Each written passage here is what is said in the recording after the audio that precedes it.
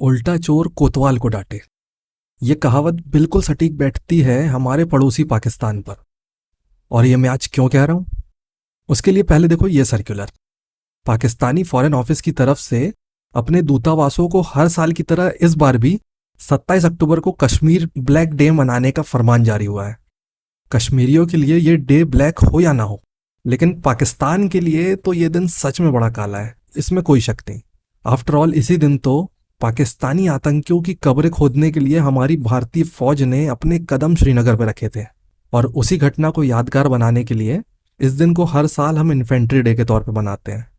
22 अक्टूबर 1947 बंटवारे के महज 2 महीनों बाद कश्मीर को हड़पने की नीयत से पाकिस्तान ने स्टैंड स्टिल अग्रीमेंट साइन होने के बावजूद जम्मू एंड कश्मीर पर हमला कर दिया, जिसके लिए नॉर्थ वेस्ट फ्रंटियर प्रोविंस यानी कि NWFP के कबीलाई लड़ाकों के लश्कर को जम्मू कश्मीर की सीमा में घुसाया गया। अब वो तो ऐसा है कि टेररिज्म का कॉन्सेप्ट दुनिया ने जाना ही अभी 90 के दशक के बाद है, वरना रीसेंट पास्ट का शायद पहला आतंकी हमला होता है।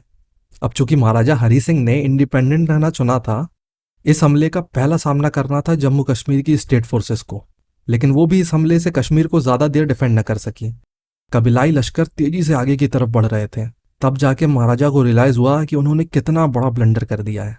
उसके बाद महाराजा ने भागते हुए भारत से मदद की गुहार लगाई, लेकिन किसी भी तरह की सैन्य मदद मुहैया कराने के लिए भारत की एक शर्त थी, जम्मू कश्मीर का भारतीय संघ में विलय। और फिर 26 अक्टूबर 1947 को महाराजा हरि सिंह ने जम्मू कश्मीर के भारत के साथ विलय समझौते पर हस्ताक्षर कर दिए, और इस तरह भारतीय फौज के जम्मू कश्मीर की धरती पर कदम रखने का रास्ता साफ हुआ। लेकिन पाकिस्तान ने बड़ी चतुराई दिखाते हुए वक्त चुना था। सर्दियां करीब थी और पठानकोट से श्रीनगर पहुंचने का जमीनी रास्ता बदतर हालत में। लेकिन जब हौसले बुलंद हो तो रास्ते खुद ब खुद निकल जाया करते हैं। 26 अक्टूबर की रात आर्मी की पश्चिमी कमान की आपातकालीन बैठक बुलाई गई, जिसमें ट्रूप्स को श्रीनगर एयरलिफ्ट करना तय हुआ। और इस टास्क के लिए चुना गया लेफ्टिनेंट कर्नल दीवान रंजीत राय के नेतृत्व में सिख बटालियन को। 27 की पौ फटने से पहले ही हमारे जवान दिल्ली के पालम एयरपोर्ट पर जमा होना शुरू हो गए, जहां से उन्हें श्रीनगर एयरलिफ्ट किया जाना था। लेकिन यह काम भी इतना आसान ना था। सैनिकों को एयरलिफ्ट करने के लिए डकोटा एयरक्राफ्ट को तैयार किया गया, लेकिन समस्या ये थी कि भारतीय वायुसेना के पास उस वक्त सिर्फ 2 ही एयरक्राफ्ट मौजूद थे। ऐसे में 5 एयरक्राफ्ट प्राइवेट एयरलाइंस से लिए गए, जिसमें उड़ीसा के पूर्व मुख्यमंत्री बीजू पटनायक की एयरलाइन भी शामिल थी। 27 अक्टूबर को सुबह की पहली किरण के साथ इन 7 एयरक्राफ्ट को 2-2 सॉर्टी करनी थी और भारतीय सेना के जवानों को श्रीनगर पहुंचाना था। सौभाग्य से अपनी हरकतों से मजबूर पाकिस्तानी लड़ाके बारामूला पहुंचते ही लूटपाट में लग गए। इस दौरान पाकिस्तानियों ने कत्लेआम, औरतों से रेप जैसे जुल्मों को अंजाम दिया। और आयरनी देखो, आज हर अंतर्राष्ट्रीय मंच पर पाकिस्तान ऐसे ही जुल्मों के खिलाफ होने का ड्रामा करता है, झंडा बरदार बनता है। खैर, इन सब कारणों से ही इससे पहले कि कबीलाई लड़ाके श्रीनगर पहुंचते और एयरपोर्ट पर अपना कब्जा जमा पाते, भारतीय फौज ने अपने कदम रख दिए थे।